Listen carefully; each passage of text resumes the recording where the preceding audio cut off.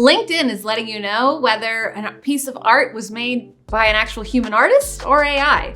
Hi, Taylor here, Financial Potion, where video is your financial potion. And to never miss out on a video, please make sure you subscribe to our YouTube channel and then click on that bell so you're notified every Friday at 5 p.m. Arizona time that a new video has been posted. So when you're on LinkedIn, you'll notice that on graphics and images, there's gonna be a little CR button on the upper left-hand corner.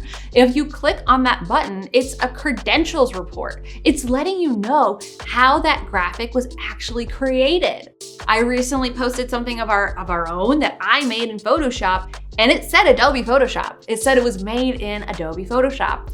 And then the other day, I was about to make a comment and celebrate someone's artwork that they posted on LinkedIn, but luckily I clicked on that button first and saw it was made in ChatGPT. And so yeah, cool, still a great graphic, but I didn't feel compelled to celebrate them and comment in the same way because they didn't make it. And so as we start diving more into the world of AI, I really appreciate platforms like LinkedIn who are getting ahead of it and are saying, this was an actual artist who made this versus this was a software that made it. And that's gonna help us as we go through our digital journey of selecting vendors, because we're gonna be able to see, do they regularly put out their own stuff?